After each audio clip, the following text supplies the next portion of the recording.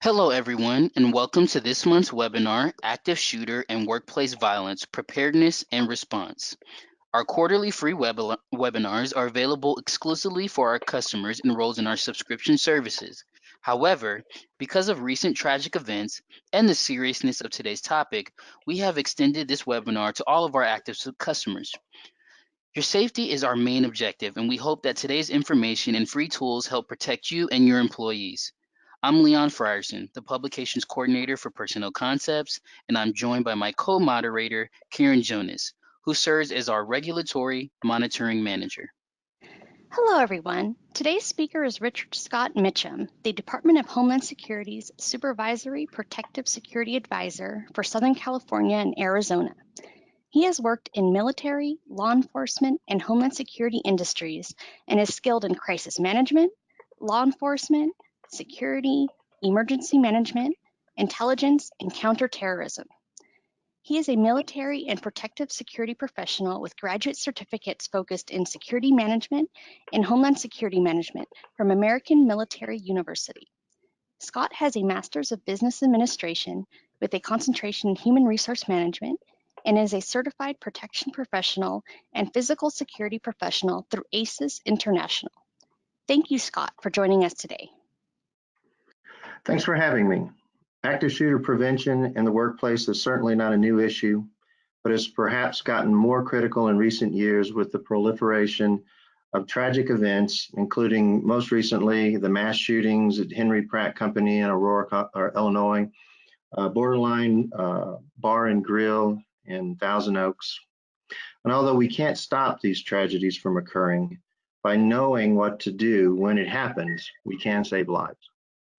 Absolutely, Scott, and we look forward to your presentation. Now, but before we do begin, I want to invite everyone in attendance to submit any questions you may have during the presentation by using the Ask Question feature in GoToWebinar. You can also post questions in the chat window. And at the end of the session, you'll have an opportunity to use the raise hand feature in GoToWebinar to pose a question directly to our guest speaker. Now, we recognize that gun violence is a sensitive, divisive, and controversial topic for many Americans, and all of our presenters today, myself included, will make every effort to avoid using any insensitive language or stating any personal opinions about the subject matter. We also respectfully ask that you use similar discretion if you are given an opportunity to pose a question to our guest speaker. Also, during today's webinar, Scott will be showing videos to support his presentation. In order to access the audio, you may be prompted at the start of the video to listen in. If there's any lag or technical issues during the portion of that portion of the presentation, the videos are also available on YouTube. Now, the videos being shown today do include suggested acts of violence and offensive language for dramatic purposes, and for that, we do ask that viewer and listener discretion is advised. And with that, let's get started with today's presentation. Scott? Good morning, everyone, and thanks again for affording me the opportunity to brief on this topic. Before we get started and dive into the full brief, I would like to start with a kind of a scene or a tone setter to give you the feel of kind of the process, the pathway to violence, and kind of a start of an active shooter event.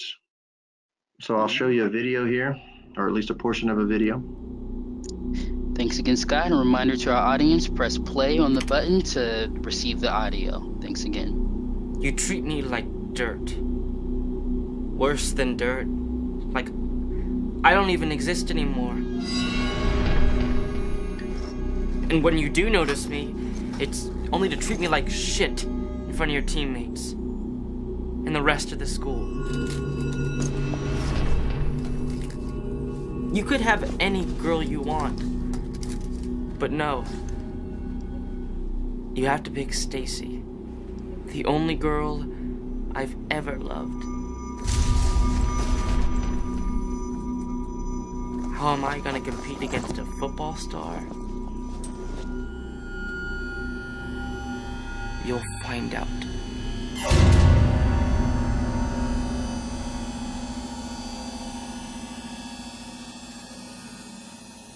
How am I going to compete against a football star? You'll find out. So, what else do we know about him? Well, he told one of my players last week that he bought a new gun. But he's been hunting since he was a kid. Well, if he's a hunter, that's not a change in conduct. But it does tell us he has access to guns. What we're looking for now are behavioral clues that show change. Randy quit the Spanish club last week. Have you spoken with the teacher in charge of that? I don't care about the Spanish club. It's obvious he's about to snap. We respond to situations like this all the time, and what we see is kids like this don't just snap. They move through a series of behaviors on a trajectory towards violence.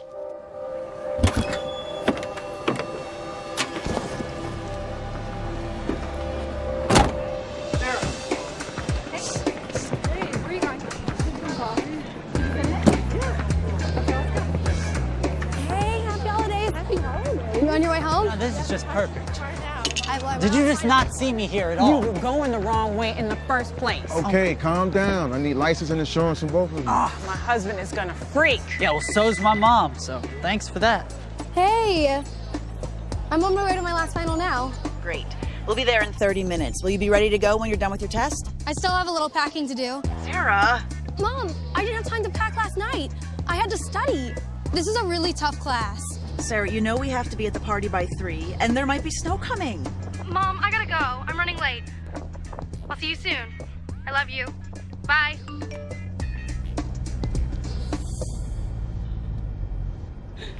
Wait, what were we studying late last night, girlfriend? Mixology? Yeah.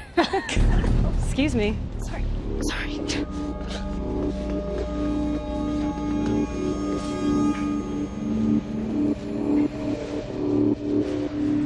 Hey. Shots fired. Longfellow Hall. Living, Whalen, en route. Yeah, the video, as we indicated, kind of has a little dramatic impact to it. It obviously is a school setting that that maybe not be exactly specific to your environment or what you're really concerned about, but you could easily transpose that to a public library, a shopping mall, or any other facility that you may go to and visit. A couple key points in it. The part of the intent of the video, which is actually much longer, I'm only showing you a portion of it, is to understand that if there's some type of warning sign, in this case, YouTube, Facebook, Twitter type video that got posted, that rather than try to solve it on your own, you pull a team together. You look at this as how can we as a group determine first off, is it a threat? And then what would be the appropriate responses? This is an FBI video and it shows them actively engaged with schools and how they should respond to this. But a couple other things that we like to ask right off the bat is who is the target or the focus of the student's anger? Who was that? That was the football star. He was angry at the football star for stealing Stacy, his girlfriend. But who did he shoot?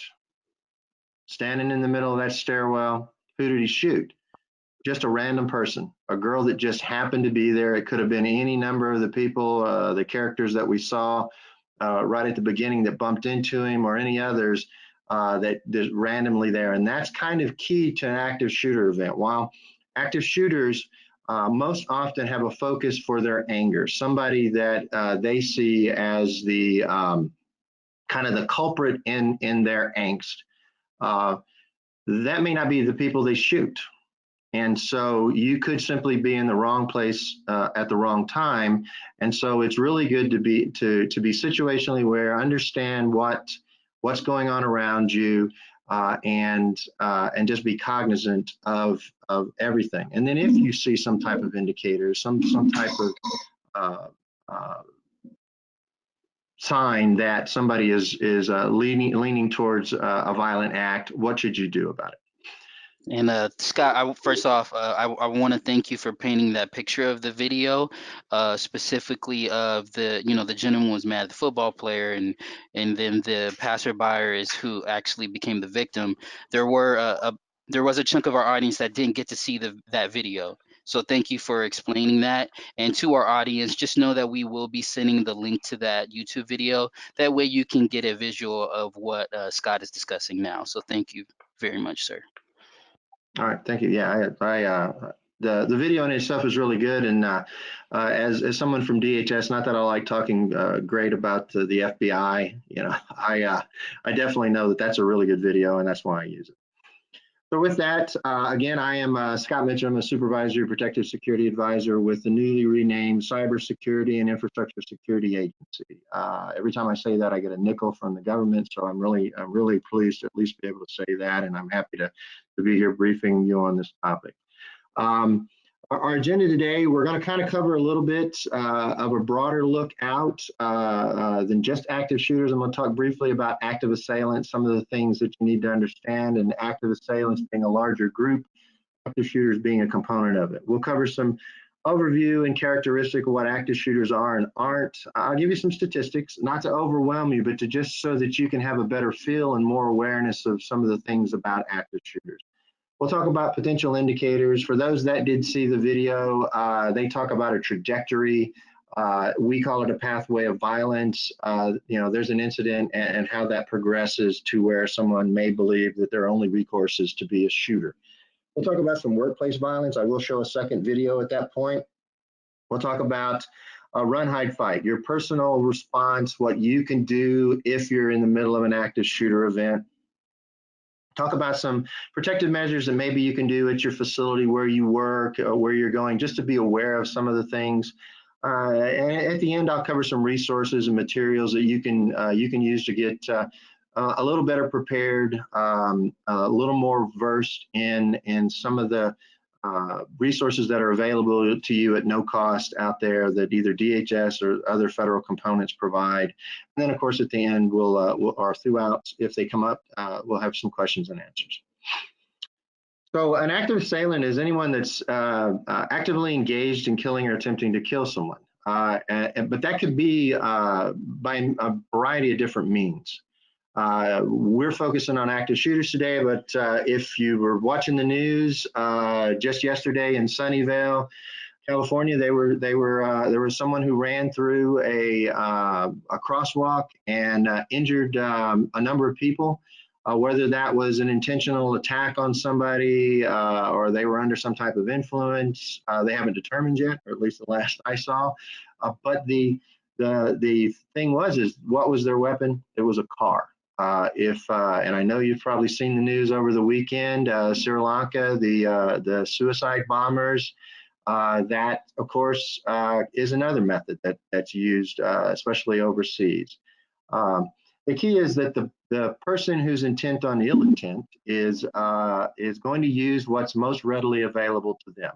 We're going to talk about use of firearms, but it could be anything from knives to rocks to vehicles. There's a number of different ways they could attack, but the key is on that is they're seeking to do harm, and through this briefing, what I want you to take away from it is as keen as their focus is on causing you harm, you should be equally motivated to save your own life and those around you.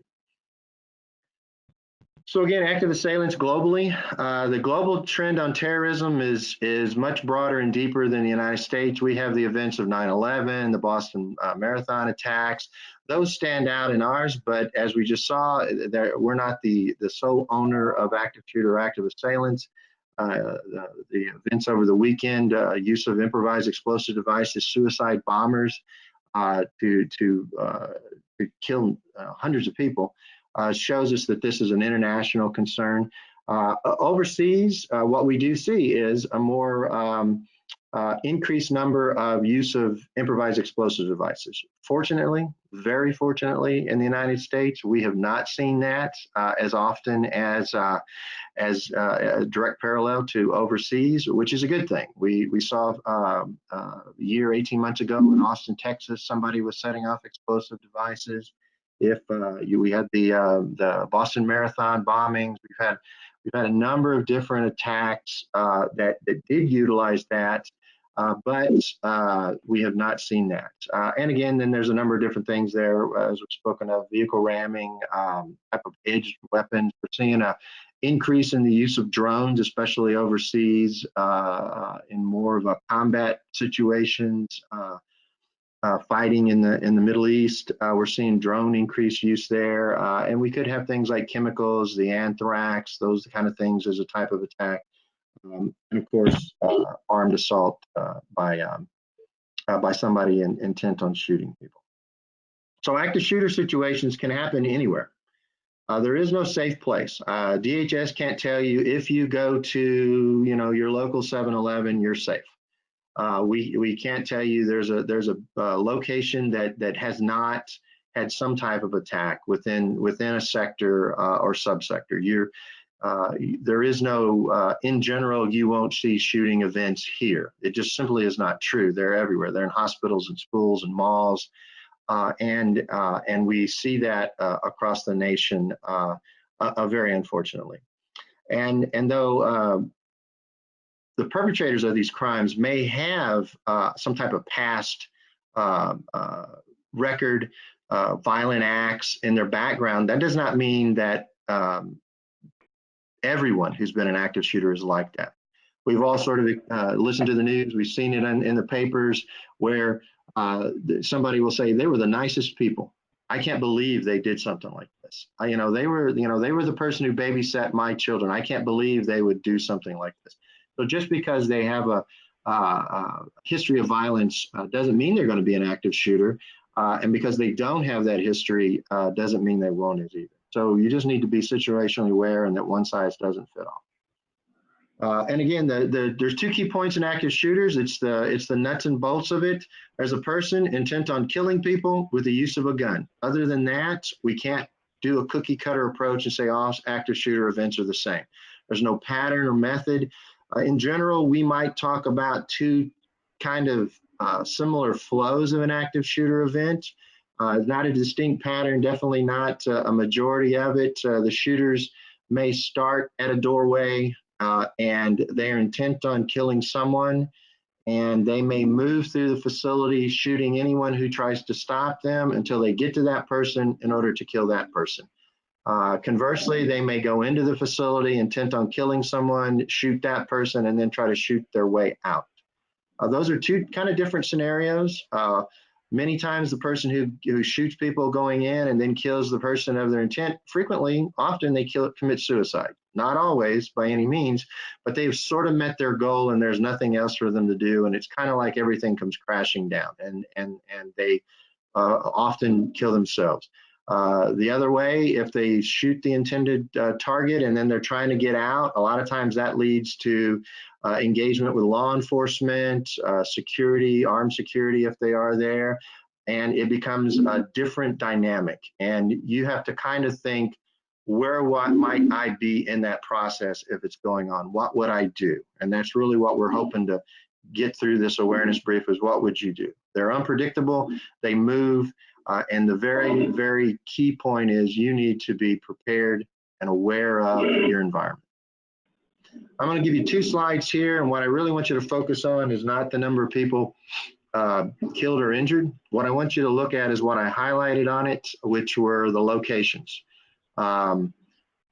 Bowling alleys, bank corp headquarters, video game tournaments, schools, more schools, churches, Harvest Festival in Las Vegas year before last, airports, nightclubs, regional training center in San Bernardino, clinics, military bases, again, schools, movie theaters, and parking lots. And really what I'm trying to show here is the range of locations it could be. And this list is, of course, far from inclusive. There's a number of things, a number of locations here, a number of key events I simply didn't include because we would be talking only about that. But what I really would like to focus on is just a couple of events in this, with the understanding that if there's an active shooter event, we can learn from that and we can help mitigate future events for ourselves and other facilities. And that's kind of our goal. Take the supermarket parking lot in Arizona. That was the a shooting of Congresswoman Gifford. A crowd had gathered, small crowd, to talk to the Congresswoman, to ask her questions, to get autographs, a number of different things. And of course, the shooter is in the crowd, shoots her, starts shooting the people in the crowd. And one of the points about it was law enforcement didn't stop this event. The victims and witnesses did. Other people there. The nice lady that took cover behind a curb because it was the only cover she could take, almost literally at the foot of the shooter. And in her mind, she's thinking, I have to run, but I have no place to go, that he won't see me. And she's thinking, save my life. I've got to do something. I've got to move. And she's getting ready to do that. And then somebody says, don't let him reload, because the shooter had dropped the magazine for his firearm. She manages to grab the magazine, and through that action prevented him from reloading and shooting more people. And at her actions and other actions, there were people piled on the person, and citizens, just average citizens, stopped the shooter from continuing his spree. So DHS isn't telling you you have to attack a shooter. That shouldn't really be your first thought. Save your life, get out of the harm's way, take people with you. But that may be your response. Maybe I have to do it. And key on this was she maintained awareness that she needed to move. At one point, all he had to do was look down and see her, and she was an easy and obvious target. But she had dropped down to try to find cover, and then she knew she had to move, and she was ready to act. We look at the movie theaters. I'm sure all of us have been in theaters recently, and what you'll see over the past few years is a shift. You'll see your ushers come in most movie theaters now, and they'll tell you things like the trailer sounds are going to be louder than the actual movie sounds are. They'll tell you all about buying popcorn and sodas, and they're there to help. What you'll frequently see is one of those ushers step out the exit door to ensure that the emergency exit door is secure from the inside. Because in Aurora, Colorado, that's what the shooter there did. Was he took advantage of, went in, bypassed the door so that he could enter without coming through the front, went back, got armored up, a lot of guns and things like that, smoke grenades, and came back in and used that. Movie theaters have learned, they've adapted, and so now they're taking precautions. Naval Shipyard, that was an important one too. The high security checking bags, magnetometers, metal detectors. Everybody gets screened. But the shooter was smart enough, though he had some type of mental problems and definitely some anxieties about things. His concern was, how do I get in to do my shooting? And he found that at peak times, first thing in the morning when everybody's trying to get in and punch the clock, if security recognized you, they'd allow you to bypass security. So he made it an objective, get friendly with security, learn their routine. He did a few dry practice runs where he would bring his bag in and it had laptops and books and things like that. They would check it. They got used to seeing him. And then on the day of the shooting, he brought his guns in, waited to the right time. They looked at him. They said, oh, he's okay. Let him come in. And he brought everything with him. So that was a failure in security to maintain standards. But more importantly, it was that our shooter was intelligent enough to recognize that gap. And they'll take advantage every time.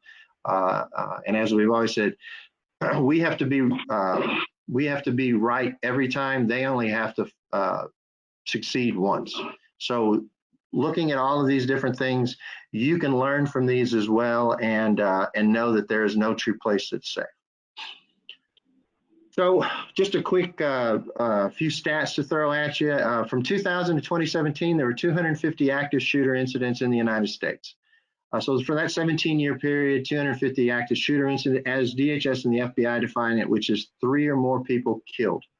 If only 2 people killed, it may not have been determined to be an active shooter for the study, that may be in a more domestic dispute or something like that. So we look at 3 as that limit that we set, that lower limit that we set, 250 in that year. So that's a lot, especially when you look at that within those 250 incidents, 799 people lost their lives and over 1,400 were injured during it. Some statistics were just a 1-year period. From 2016 to 2017, there were 50 active shooter incidents in 21 states. Of those incidents, 221 people were killed. Keynote, all 50 shooters were male. Now that statistic does not remain true if you broaden it. If we went out to 2015 or 2018, we have female shooters, we have females engaged in the events. So it's not always, we can't always say that they're male, but a high percentage of them are male. And within this 1-year period, things to note, 8 of the shooters were stopped by average citizens. 11 were killed by police officers. 14 engaged in some type of gunfire exchange. So think of it as, I survived the actual active shooter event, but now I'm stuck because the shooter is now shooting at law enforcement. You could easily be hit by a stray bullet from either side, and so you need to maintain it so the event is really not over. So in 14 of those cases, those 50, it wasn't over even after law enforcement had arrived. And just as a side note, within those 50 incidents, 13 law enforcement officers lost. Some more statistics. If we go back to the 2000 to 2017, 42% of these shootings happened in commercial facilities. The range from malls to banks to just about any facility that fits as a commercial office building type. There were 20% of them, a little over 20% were in education, so schools of the range K through 12 all the way through colleges and universities. About 4 or 5% in healthcare, houses of worship. These get a lot of media coverage, rightly so, because the targets are even more generally clustered, easier.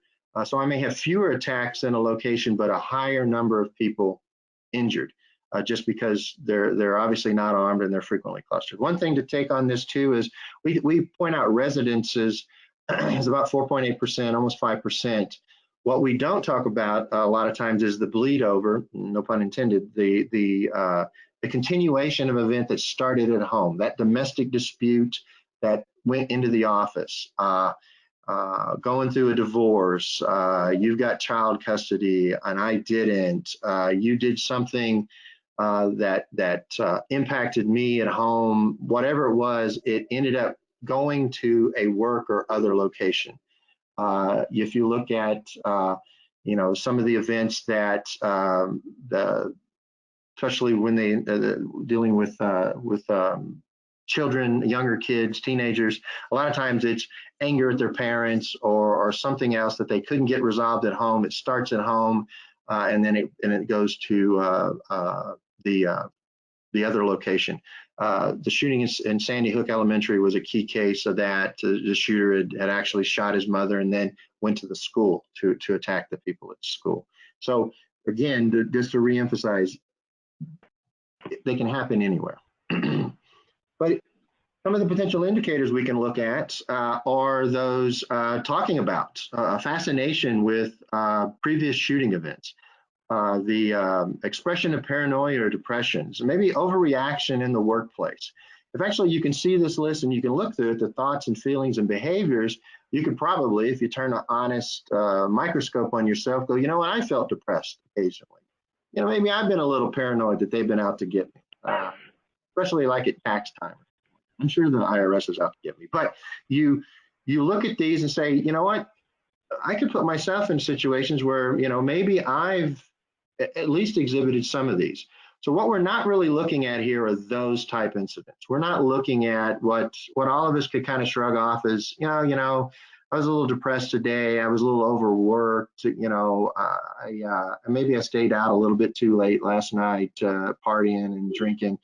Those aren't what we're looking at. What we're looking at are the extreme, the noticeably extreme, to be exact. We're looking at a change in behavior that may be either side of the scale, where suddenly I'm very interested in stuff, suddenly I'm very angry, suddenly I'm breaking company policies and rules where I really didn't do that before. Or a swing of it where I was very kind of outspoken, I was very vocal about my concerns about things, and suddenly I stopped doing that. And that to the point that you, knowing them, recognize it as a change in behavior. That's when we're saying you should be looking at and thinking about. It's not that normal kind of thing that you would talk about. An example I use quite frequently is to emphasize these changes is with my my Uncle Bob, which is his real name, Bob. He's a good guy. But Uncle Bob is paranoid that aliens have taken over the governments of the world. And I mean that UFO come down from the sky, aliens. It's his common thing. Get a couple of beers in him, and Uncle Bob will tell you all about the aliens taking over our planet. And it's just normal background noise. As somebody who's rarely back home, and he is, whenever I get back, I'm the one that gets tagged in to sit with Uncle Bob so he can regale me, especially since I work for the government, about the alien threat. We all understand that's just Uncle Bob. We don't think anything about his rhetoric. We just kind of let it go. It's like white noise to a point. But if Uncle Bob's attitude had changed, he would start talking about a new 50 caliber machine gun he had bought, that he was going to drive to DC from Missouri in a Ford pickup truck with the gun mounted on it, we'd be concerned for a number of different reasons. Many of my family we're all in the Midwest. We're kind of rednecks, and if he had a 50 caliber gun, we'd be a little bit angry that he didn't tell us about it, because rednecks kind of like guns, and that he's now doing something about it. Though that's the focus. What has changed that made this that? Now that's an exaggerated kind of example, but you can see where the background noise is kind of there. We've probably all seen that. We all know people. I know I've worked with a number of people that, they're the break room grumblers. They're always complaining about something, and you just kind of get used to it. You don't have to necessarily shrug it off, but it is not something that raises to a level of concern. But if their attitude changes, and now they start talking about different things, doing something about it, taking action on it, aside from a peaceful protest or something like that, or quitting their job, they're talking extreme measures, then we're really focused on that. So the first video there kind of talked about this trajectory or pathway to violence, and with this, you can see how this sort of flows. There's a grievance, there's an expression of violent intent. They'll do some type of research, so maybe some pre-attack planning, and then potentially some probing and breaching, trying to get into the areas undetected, maybe to bring guns in, maybe to do things just to test out if they can do it. And then, of course, then the attack. Now, the important thing to notice on this is there's no time scale. We can't say that, the grievance happened last Tuesday and they'll do an attack, tomorrow. We can't give you that, because every person is different. First off, most people that have a grievance, and we probably all had a grievance at least once in our lives, the vast majority of us don't go much beyond. There's a grievance, kind of shrugging it off. There's not a lot I can do. A smaller percentage will maybe think, well, maybe I can do something. Maybe I can, maybe I can catch the boss alone in a dark alley. But then an even smaller percent start actually planning something out, moving towards an act of violence. So the vast majority of us, we're never going to see this, and we shouldn't worry about that. What we are concerned about is that very, very small percentage that is going on this trajectory, this arc of violence. And again, the key thing is this grievance could happen at a time that you may not have noticed. Recently, there was the shooting in the HR office. The person's going to get fired. They bring him in. He brings a gun, and he engages in violence. So the event that precipitated the shooting had actually happened before. the week before, weeks before, because they weren't going to let him go for one incident. It was a cumulative effect. They were going to release this person from work. That's often what you see. Me as somebody walking down that hallway on that day, I have no idea what the grievous act was, what that thing that triggered the shooting. I just might have been caught in the crossfire of it. So I needed to be prepared. If suddenly I'm in the middle of an active shooter event, what should I do? How should I get out? And I need to do that best by knowing where I'm at, what my plans are, and how would I do it. Through this, though, these different things, it's key to understand that some of this takes place in person at the site, at your facility. Others you can do on the internet. Google Earth, Google Street View will allow me to look at the building I'm planning an attack on. I can actually get a street view of it. More often than not, when I travel somewhere before I start a day, I do just that. I need to know where I'm going, where's parking at, where are the doorways. So I kind of do a pre-look. So we've got technology that helps us in a daily life, but it also helps the bad folks. And one of my examples on this is an event that I work with the FBI on, which is a lie. I didn't work with the FBI, but it sounds cool if I say I work with the FBI. Actually, they briefed on a grievance that had actually happened 35 years in the past. It was at a relatively small company, a few hundred employees. The person that was going to perform an act of violence, shoot up the office, had been hired almost at the same time as another employee.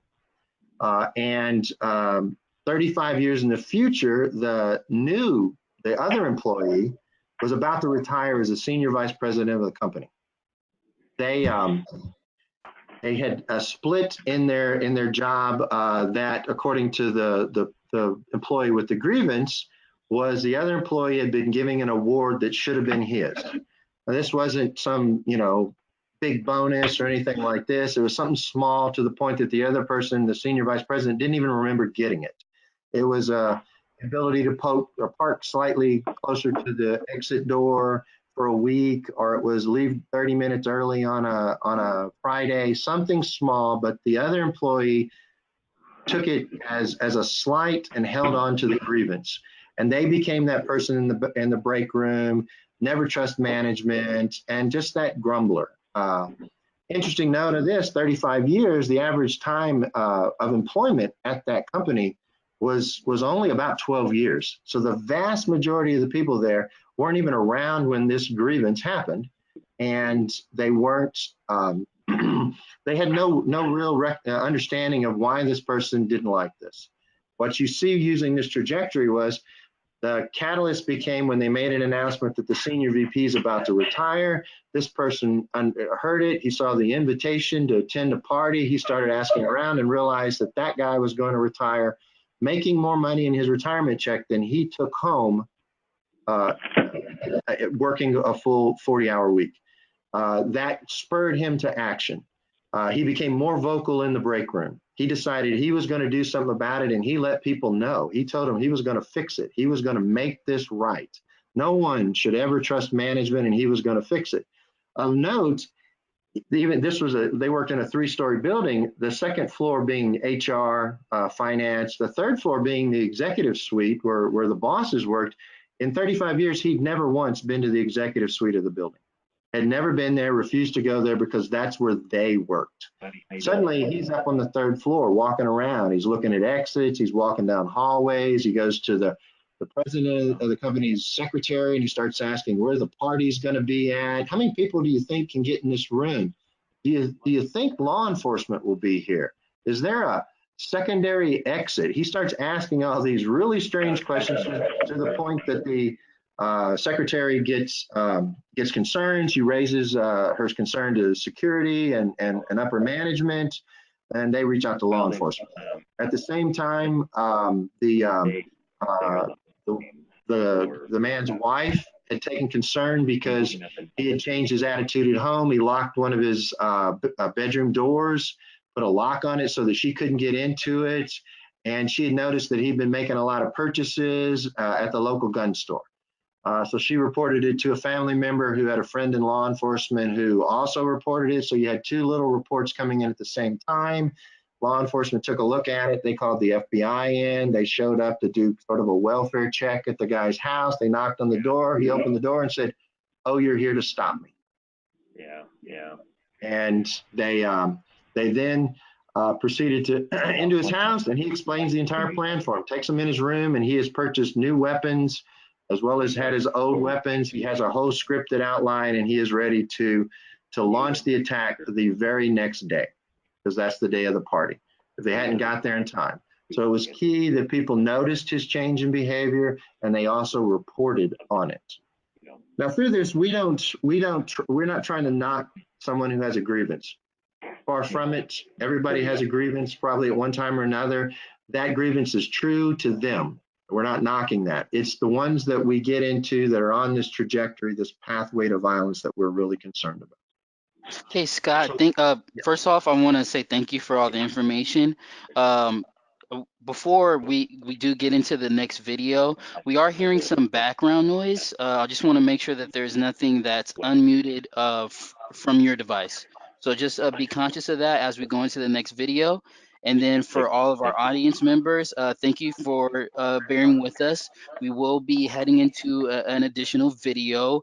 If you have any issues with the presentation or the audio, please just log off, log back in if it does get stuck for any issues. I do have people saying that they're able to hear it fine as well, Scott. So it's just kind of a hit or miss with our audience right now. So just be conscious of if there's any audio on your computer, and let's go ahead into the video. All right, understand. With that, I will start another video. We'll talk briefly about at the end on workplace violence.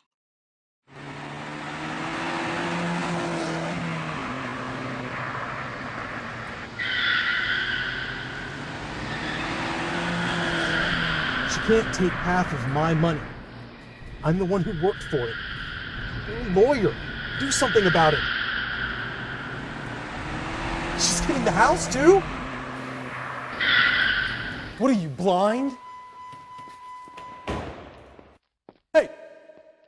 This is my parking space. Come on, Mark. I got here before you did. Mark, there are plenty of other parking spaces back there. Mind your own business. This is between me and her. Look, you saw me use a turn signal. It's ridiculous to get upset over a parking space.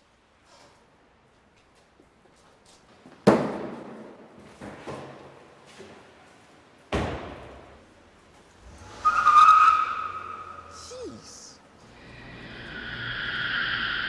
Are you okay? Yeah.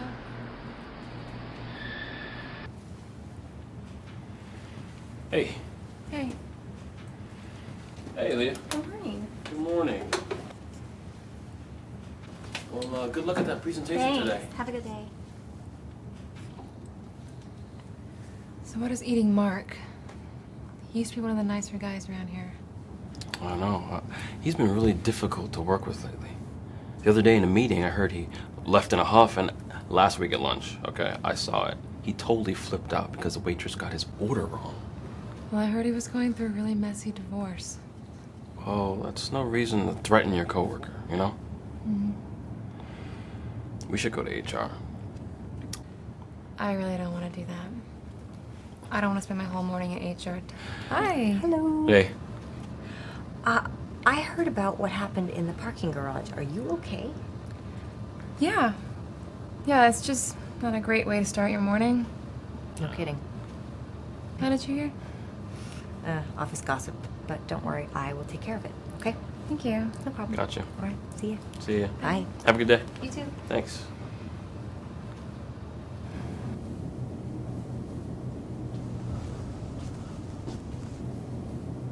You wanted to see me? Yeah, please, have a seat. I'll stand. Would you mind closing the door, please?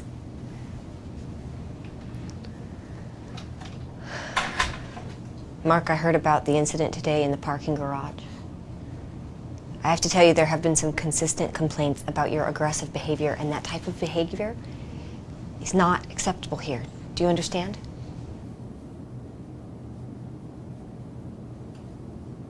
I also need to speak with you about your performance lately. Your work quality's been very poor, and we've decided that we need to place you on a probationary period of 1 month. We'll be evaluating you weekly, and at the end of that period, if we don't see some significant improvement, then there will be some serious consequences. Mark, you could lose your job over this. Fine. Do you want to discuss this further? I'm happy to answer any questions you have. No. Are we done here? Yes, we're done.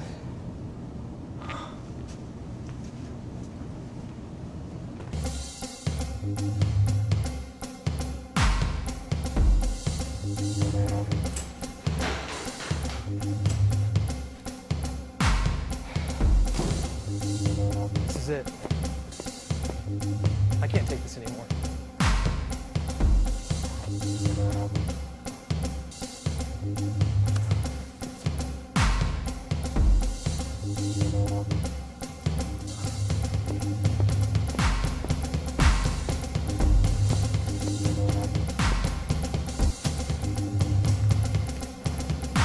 So this I think is a really good video to talk about a number of different things, especially when we look at this trajectory and pathway to violence.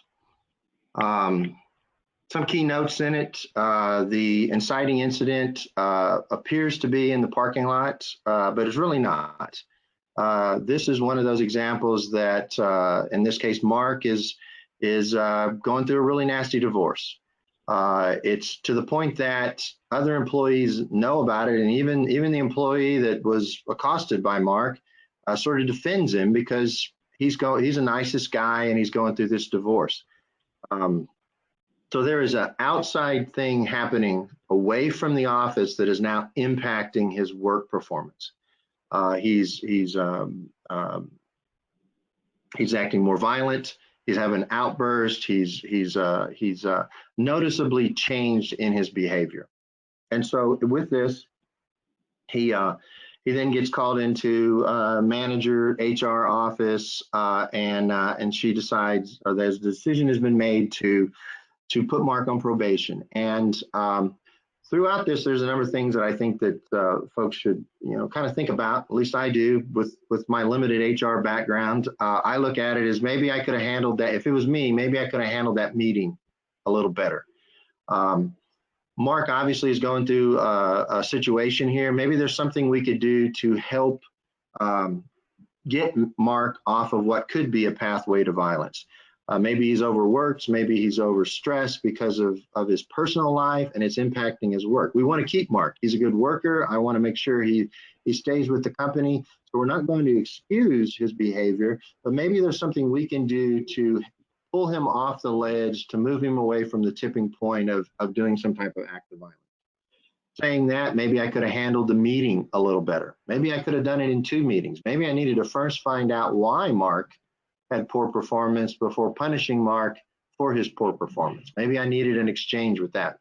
My background in the military, that's when a supervisor would have pulled me aside and said, let's go have a beer, find out what's going on.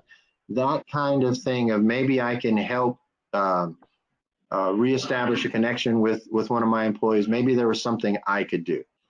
Frequently, in my opinion, HR gets a bum rap. HR's job is to make sure you're paid, make sure everything works out right for your finances, the number of things. But most often from an employee standpoint, you can usually identify them at the cafeteria because no one else sits by them. And there's almost a buffer around them where no one will get close to them. But really, HR in general doesn't fire people. They've been told this person needs to go, and they're just simply processing the paperwork. From the employee standpoint, though, they look at the HR as their last resource to keep their job, and when that fails, they now have transferred the target of their anger to HR because they should have listened, even though HR didn't fire them. The boss fired them. And so through this this video, it kind of highlights a number of different things that maybe could have went a different way. Maybe we could have done something better. But on the backside of that, and the video ends with it, Mark went to his van to get some type of black bag of badness. I mean, none of us really believe he went out to get his gym clothes and was going to work out his frustration because they have a nice gym. We all look at that and go, he went to get a gun or guns. So there was obviously those were already in his vehicle. So Mark was at least notionally planning something. When I watch this vehicle and you kind of look at the background script of it, it kind of leaves it open. Was his intent to come to the office and shoot people? I personally don't think he was. I think that the video, what it shows is Mark was angry at his lawyer, his wife's lawyer, his wife, and he was potentially planning to do something. But then what happened was the office brought it to focus for him, and he now is bringing that black bag of badness into the office to do bad things. So the video shows you a number of different things from LA. Just as a side bit of humor, I thought he got a good parking lot. I don't know why he was arguing over the other one, but not to make fun of the situation, but really, that was a good parking spot.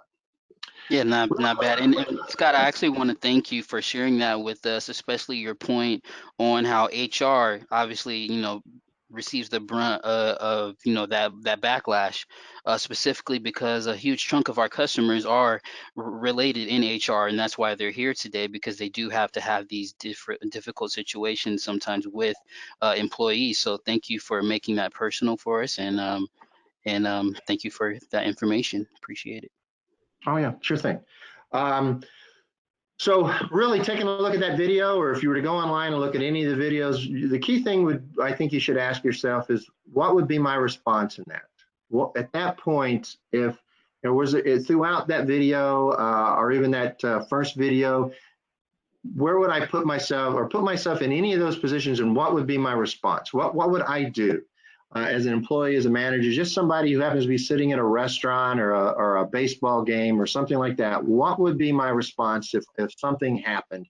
And then if you're an employer, you're the boss, you're management, what would I want my employees' response to be?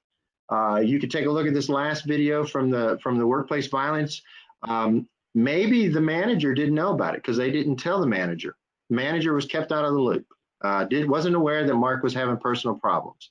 And so maybe as an employee, as a peer, as someone who's maybe carrying the load for Mark now, maybe I should let the boss know. Maybe then the boss would take action. But if the event is unfolding and he's come back in ready to do harm, what would I do is just there? What would it be? And as an employer, what would I expect my employees to do? So with that, we'll throw a few more statistics at you just so you can put it in the place of some of this. The average active shooter incident, based off a study by the FBI, takes place or lasts about 12 minutes. That's the average. Of course, we have really long ones, and then we have some that are over with just a half dozen gunshots. But about 12 minutes. Average police response across the nation is about 3 minutes. I was talking with one of my folks that's in Arizona. In Phoenix, their average response time, they said, is like 4 minutes and 54 seconds. That's fast when you really think about it.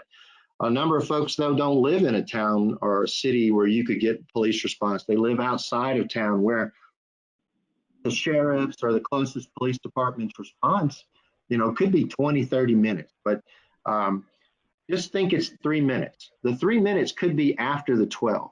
Or as we kind of talked earlier, maybe it's in the middle of the 12, but just because they're there doesn't mean they're jumping out of their car and running straight into the building. They have to plan, they have to prepare, and they have to get ready. So you need to be ready to really comprehend that this may go on for a while. It may not be over just quickly, and just because you hear sirens pull outside the front door doesn't mean it's over and you pop out because you think it's safe. It could still be going on. So DHS looks at this, what some of the things that we could do within that time frame, really simply run, hide, fight. And so that's what we talk about. There's a number of different programs that are out there that you could use, ALICE, ALERT, a lot of different acronyms that to us sort of boils down to run, hide, fight. And with that, during an active shooter event, what should I do? Well, if I can, escape. Take as many people as I can with me, but get out of the building. Then you are no longer in danger. I've moved out, I've got away. If I can't do that, if I can't evacuate safely, I can't I can't avoid the shooter and get away, then hide. And where do I hide? I need to hide in a place that the active shooter can't get access to, that I can barricade somehow, or is in a protective area that the shooter can't shoot through doors or through the walls. I need to find a place that they simply can't get. And frequently, active shooters will go through, and if a door is locked, unless they know you're there and you're their intended target, or they really think they have a lot of time, they're going to go from door to door and just try to find the people they can get to as quickly as they can, because they're intent on kind of mass carnage. They're not focused on this door being locked. Often they don't know that that door is not normally locked, and so they don't expend a lot of effort trying to get into that door unless they know that they have potential targets. And then that last resort is fight. When your life is in immediate danger, you're trying to either disarm, incapacitate, or put the shooter in a position where they don't re-engage with you, and then you can, again, run or hide. Now, in some situations, imagine yourself in a lobby, a shooter comes in and starts shooting the lobby. You have to really quickly go through that run, hide, fight determination. And if the shooter is only a few feet away from you, you may need to make that decision that fight is actually that first option for you. You've eliminated run and hide, and fight needs to be there. And again, backing out and looking at it kind of as an overview, a larger view of it.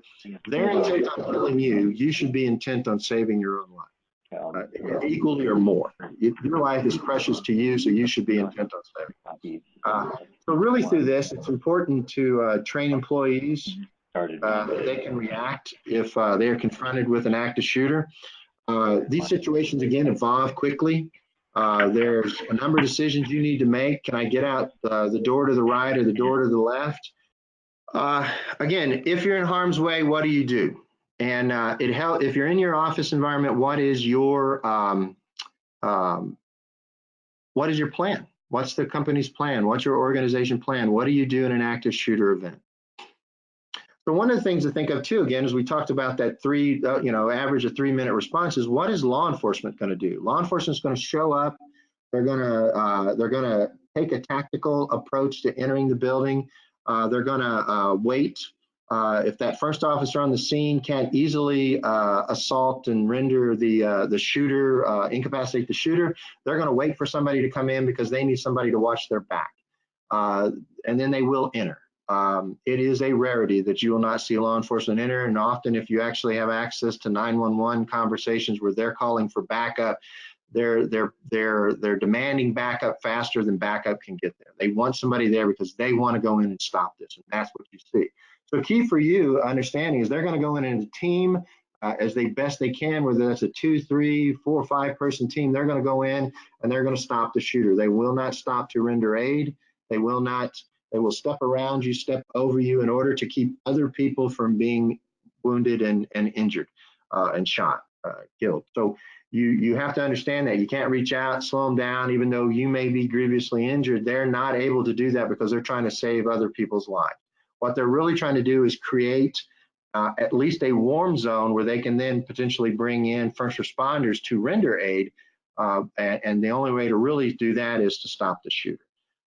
Key for you is if an officer is responding to an active shooter and you have anything in your hand, it is a gun.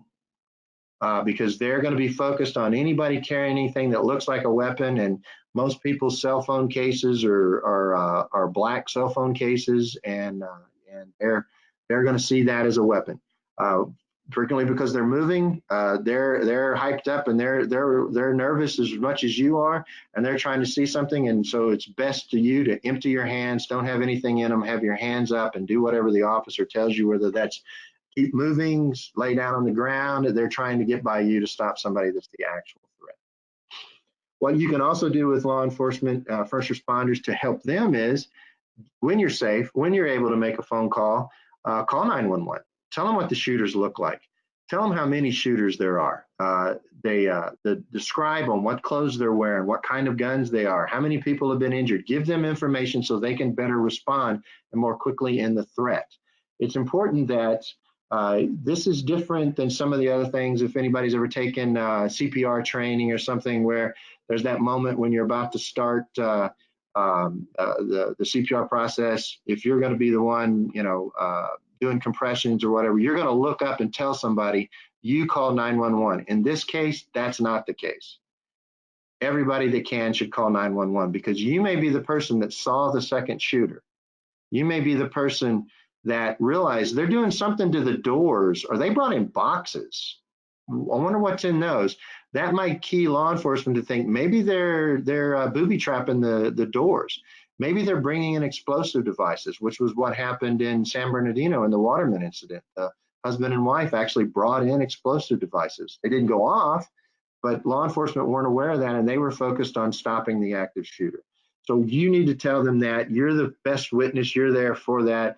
And then again, understand that the officers are going to come in and their goal is to stop the shooter.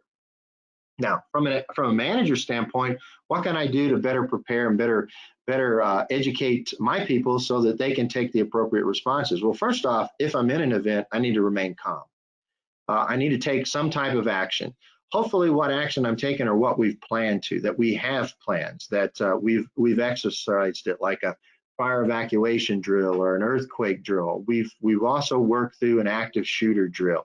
If we need to lock doors or tell other people, make sure you lock the doors. And if we can, again, evacuate employees, customers, get them to a safe area and get them away from the shooting event. Some of the other things you can do to prepare is, you have a key access control system. If you're able to create some type of access control so people can't easily move between areas, both maybe a key fob and a code. So I can't just steal somebody's lanyard that I shot and continue through the building. I've got to have a code that gets me through. Coordinating with local law enforcement to make sure they understand. If you're in a multi-tenant building, make sure if the building has security, what are their requirements to render aid to you to support? They may be only there to open the elevator for first responders, or they may have a response requirement. If you have them, a safe room of some type, do you have supplies in there, some type of crisis kit? We don't focus solely on an active shooter kit. We look at, let's create a kit for an emergency that could be, wildfires, earthquakes, through the gamut all the way to active shooters, something that people will have water, will have lighting, those kind of things, so that we have a good recovery response. Things like removable floor plans that we can give to first responders so as they progress through the building, they understand it, and then how to get what's left and what's right. And then do we have an emergency notification system? A means to tell people there's an event going on, maybe give them guidance on what they should be doing, or tell people not to come to the office because there's an event going on, and tell them where to go. So facility security measures is kind of one of those things that I actually do. My full-time job is. These briefings are sort of a pathway into providing improving security at a facility. We look at things like communication systems. Do you have safe rooms? What are your plans for hazard mitigations? Do you have an emergency communication system? Do you have those long-term protective measures that allow you to mitigate the threat? If I can lock my doors remotely so no one can get in, or I can close off a section of the building, or what are my alarm system, my video surveillance system? That's kind of what I do a lot of times is we assess facilities and then we provide back some options for consideration to make improvements over their overall protective measure and security posture of the facility.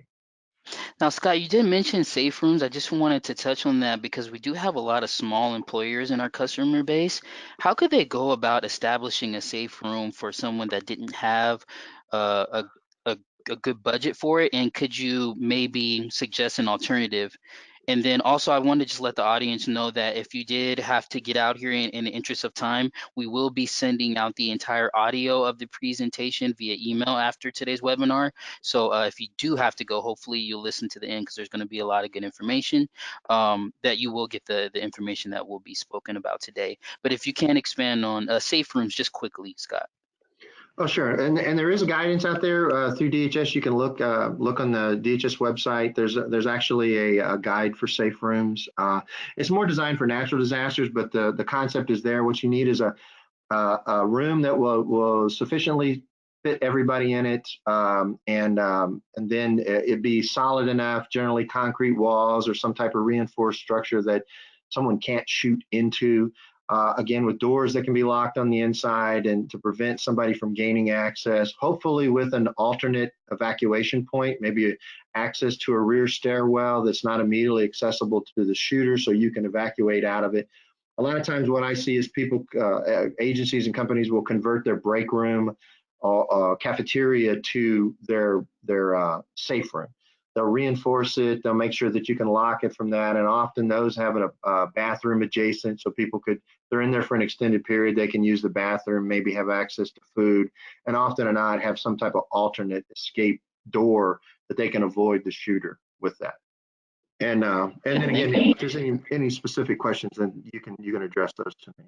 So with that, those additional workplace safety measures, again, one of the key things is, as we saw through sort of both videos, we have a system for reporting potential violent behavior. I'm concerned about coworker X because they're talking that I feel threatened. How do I report that? If I know somebody that said, what's the mechanism that I need to do that? And kind of key to that is, I have a mechanism to report it. It's confidential. In other words, management's not going to go to that person and say, oh, just guess what Scott said about you. You're going to keep it confidential. And then not only that, once they've done something, you're going to give me feedback so that I know that the matter's been handled. Maybe there was a concern and you've addressed it. Maybe a team has decided, well, we really didn't think that that was threatening. We've looked at it. Not to downplay my concerns, simply saying we don't think that person is going to do violence. And so that system should be there, reporting it and then follow through. A part of that is a See Something, Say Something campaign. DHS has really always been pushing the See Something, Say Something, and you could call it a number of different things, just some type of mechanism to report. What is that process for reporting suspicious activity? And again, if we're looking at an outsider threat, I saw somebody trying to break in the back door. How do I report that? Maybe that's a 911 call. Maybe I report it to security, or I simply tell my supervisor, but I need to raise those concerns up. And then often through the process, there is a threat, maybe not to you directly, but maybe to an adjacent facility down the road. So it becomes important that you talk with your neighbors, or maybe just another facility within the company that you is threatened. Maybe we should have an increase in security, a visible show of some type of force that might deter an attack. You know, if it's the threats directly at us, well, maybe we should get law enforcement, see if we can get local law enforcement to spend a little more time on property, to do more visits, something like that, that just becomes that active deterrent by people visually seeing, oh, wow, there's police there, there's security there now. I can't do what I thought I was going to be able to do. One of the things we don't talk about a lot, it's not really covered in this because we're all talking about planning and response, but is the recovery after an event. We hope there's never an active shooter event, but what if there is? How do we get back to the new norm? Because we're not going back to normal, because that's gone. What's our new norm? How do we recover from this? What do we do post-event? If internal to the company, do we have counselors that can talk to employees? Do we have some type of means to get financial aid for folks? Because we may not bounce right back and be able to actively work. A number of people, I'm probably one of them, I like to work to overcome, something that's happened, put work first and do work, but other people don't do that. And the event, the grief on it, the fact that they didn't get shot or they did get shot, something happened and now it's on them. If we look at the Waterman incident in San Bernardino, a year after the event, only 80% of the employees had actually returned to work. Most of them with some type of post-traumatic stress. They simply couldn't get back to work because they had a fear now about going to work. What if many of them were, I didn't go to the party, and so I wasn't there for it, or I left early, or I was running late. What if something had changed? What if I had went? I could have been shot. What if I hadn't left early? And so they sort of start thinking through this, and they sort of get in a cycle of what should I have done? What could I have done? Maybe I did something, and maybe it won't happen the next time. And suddenly I'm there in the shooting event. So do we have some type of counseling for that? And Then again, once it's happened and it's over, what do we learn from that? How do we better prepare for future events? Just because this isn't like lightning strikes, not striking twice in the same place. Just because you've had an active shooter doesn't mean that that's it. You'll never get another one. It could easily happen again. And so you need to improve your plans, re-emphasize training, and get better at it, and really get back to work. I'm going to talk about some tools and resources, but through this, and especially through that recovery, key to that is, getting people back. Most companies aren't going to pay for you to be off of work for 3 or 6 months to recover. Maybe, your insurance will do that or something, but they can't afford to do that. They have to get back and work because many companies that have some type of disaster like this happen to them don't recover. But you need to. I need to pay my bills. If something happened like that, I need to get back to work somehow, if not there, somewhere else, because the mortgage fairy isn't going to come out and pay me my mortgage for me for 3 or 4 months. I need to do something like that. As management, how can I help through that process? But really, how can I give them, the employees, an opportunity to come back if they desire to do that? So with resources and tools, we're going to quickly go through some things here. Safety and security moment, or an example, is something that we like to use. Just take a moment before staff meeting, beginning of a conference call. Just take a moment and say, if something happened right now where you're at, what would you do? I like to mix the safety and security because it really doesn't have to be solely about active shooters. It really could be about anything. I want folks thinking through the process of something happened, how do I react? We want to try to eliminate the freeze in any of these situations. That's really kind of critical in this. Think about it, what happens now? Now, some of these things could be really quickly an overview of, we had the events in Sri Lanka, we had the events in Sunnyvale. We pick an event and we say, this is like enough to us. How would we respond? Would we have done it as well? Could we have done it better? Maybe I can do that really quickly so folks are thinking about it again, and it doesn't become one of those mental muscle movements that you've not exercised in a while. Just do a quick safety amendment, takes 60 seconds, and then that way folks are back on thinking about what if something happened. Stop the Bleed is a program that kind of started at the White House during the last administration. They pushed out this, who's the true first responders? If we were to roll back and look at the shooting on the military bases, to steal from Tom Cruise, Jack Reacher, the difference between you and me is everybody on a military base is a trained killer. Kind of concept. If you think about that, we should have seen an exponentially higher number of deaths and fatalities caused by these shooters. They were all trained warriors, and yet not everybody died. And part of that was because military is trained. In the Air Force, we call it self-aid and buddy care, but the military is trained to stop the bleed. Everybody's trained on this. It's an annual or biannual requirement. Stop the bleed then becomes, if I can control the bleeding of someone beside me, maybe paramedics will get there in time to actually take over and they'll survive.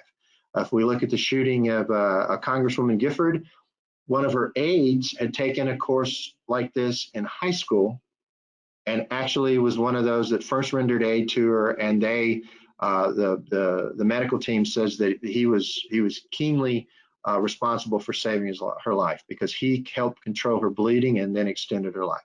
Stop the Bleed then is a program. You can see the websites you can go to, and you'll get this off the slide deck, along with the FEMA until help arrives. Maybe you can take steps if you're in one of these incidents to save someone else's life.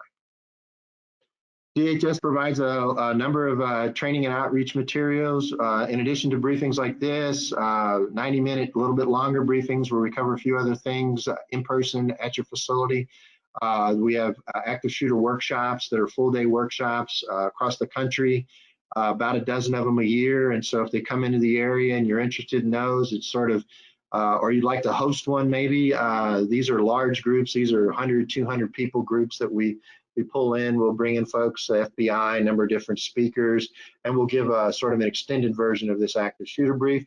But online, you can also find a lot of resources. If you go to our active shooter website, you can find and download things like break room posters, training plans, how to respond, little pocket guides, that you can put in your wallet. Don't take it out during an active shooter event, but use it during those safety moments for a meeting, or if you're trying to do an exercise, use them for that as a quick guide. We also encourage folks, if they're interested, take the online training offered by FEMA, Active Shooter, What Can You Do, IS 907. It's a good online course. You sign up, register for it. It's 45 minutes to an hour. You'll get a certificate upon completion. There is a test. But some really cool things in this briefing, this training that you can get.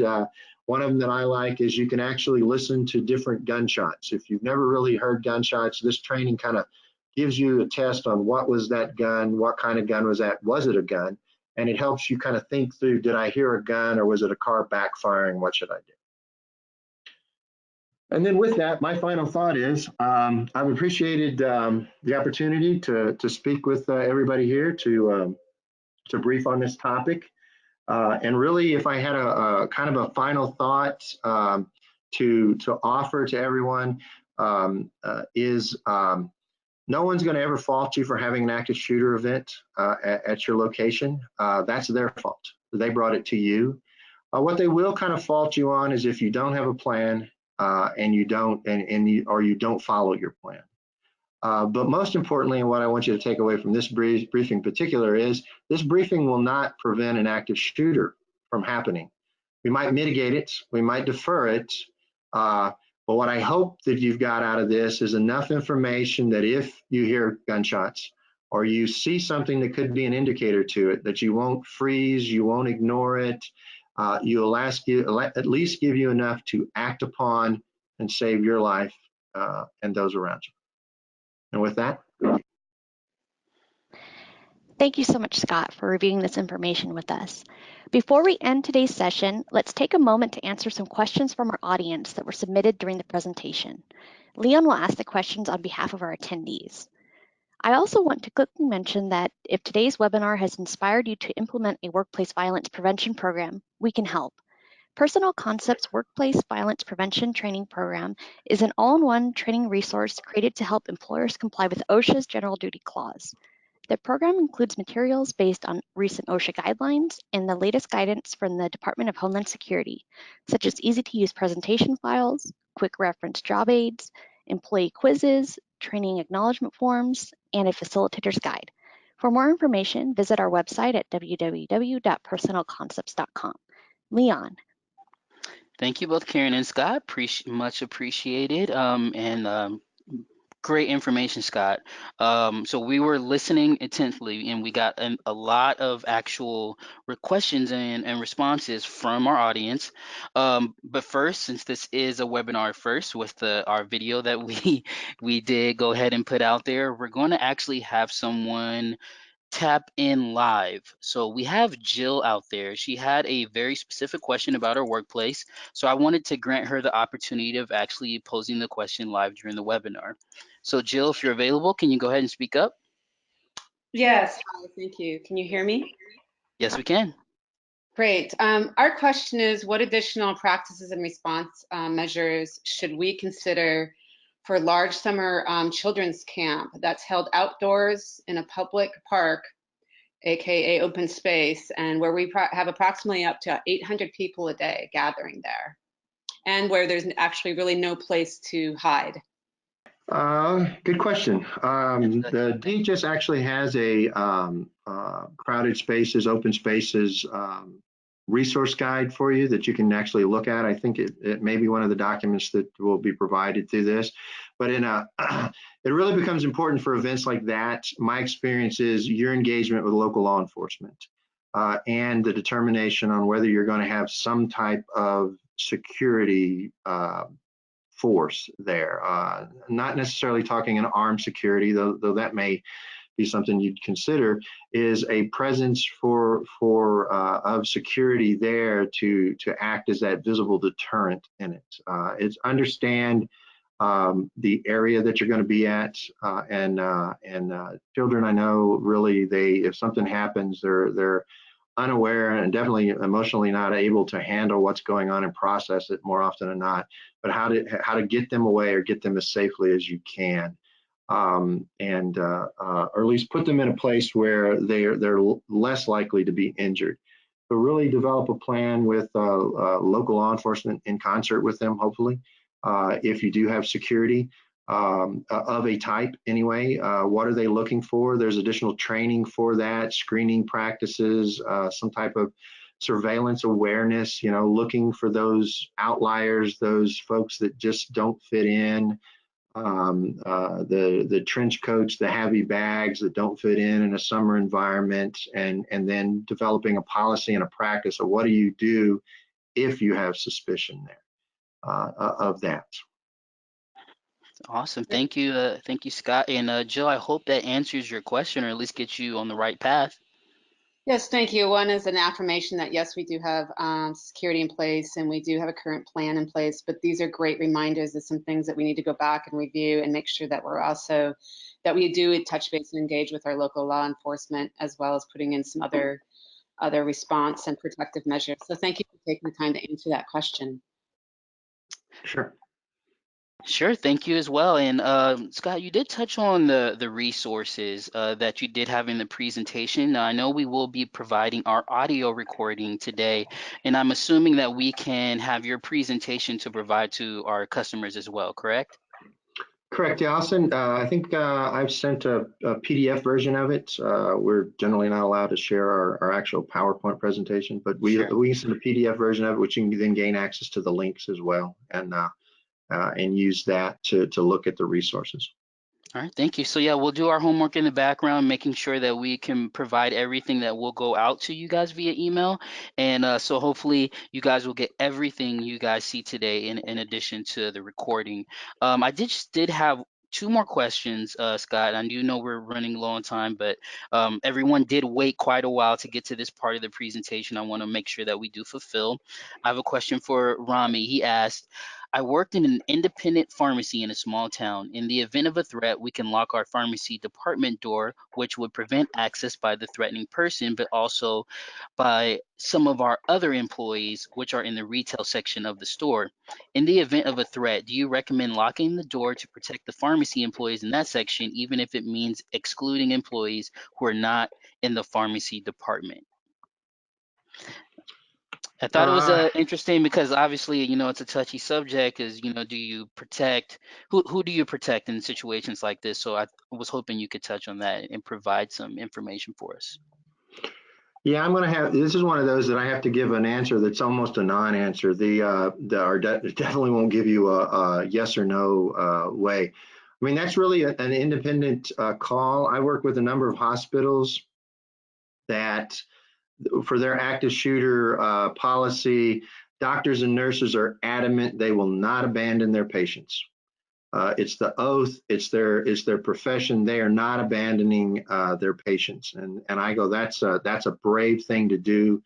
And as a DHS employee, I applaud you for it, but I can't say that if you didn't take safeguards up front to mitigate the threat, you didn't figure out a way to avoid the active shooter getting to you, then you're potentially going to be a victim. Standing there behind the door of the pharmacy, in the pharmacy where you're safe, it's going to become a judgment call on you and the folks there. Do you open the door to let folks in?